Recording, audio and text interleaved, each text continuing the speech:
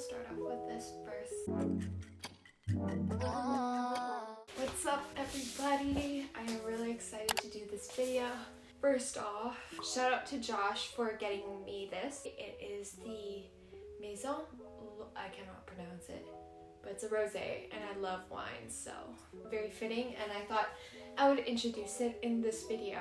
I don't want to take credit for this video idea. I did see someone post a very similar one. I'll link her down below. She is a small YouTuber, but very, very good one, and I aspire to be like her one day. She also did one of these business school talks with a glass of wine. I guess it's easier to share your honest opinion with a couple of drinks, so we're just gonna go right ahead.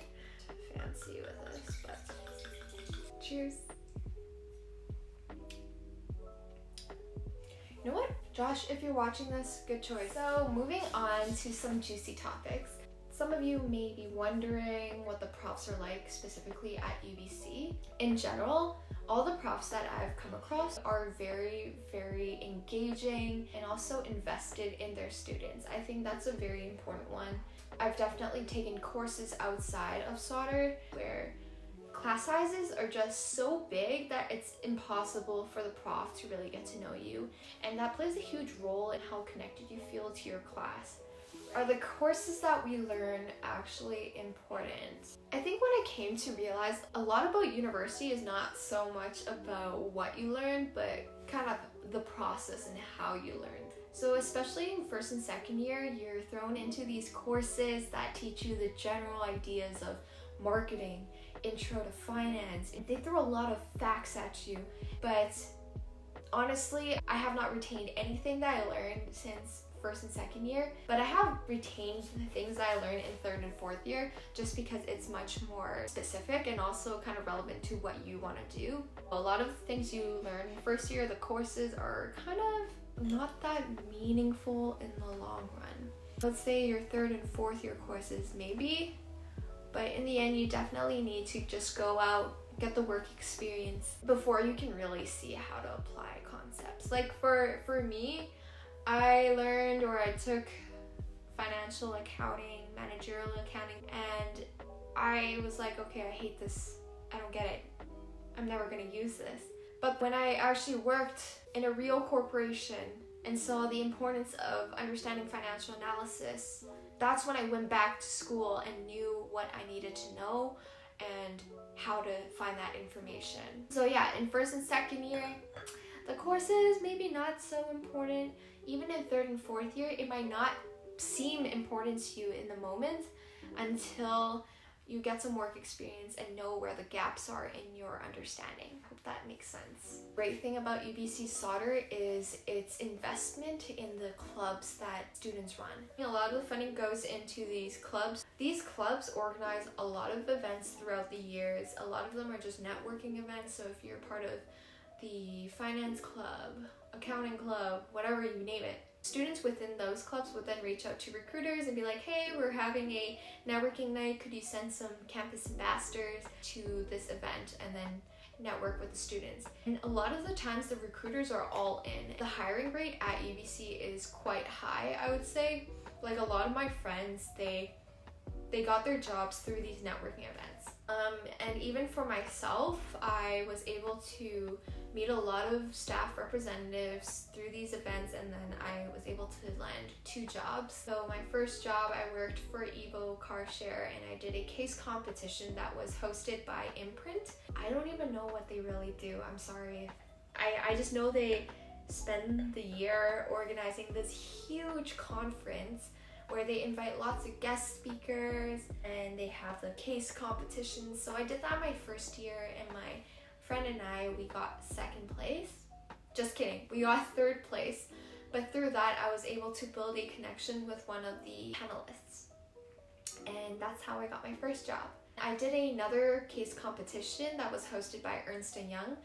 So yeah, I cannot stress that enough, that Sauder has a lot of resources that students might not necessarily know about, but it is there, and not every faculty has that for their students, and so I really respect that about UBC Sauder. In general, there is so much pressure to perform, especially in your first year going into the school. A lot of other students had that 90-95 average. They were all part of student council. Literally all of my friends were involved with student council. They were the president, vice president, treasurer, you name it.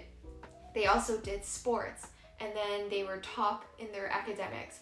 So it's just very competitive going in there, and you can't help but feel like you have to perform and do exceptionally well, when in reality it really doesn't matter. It's the competitive nature in business students, and it really sticks with you all the way through to the end of undergrad.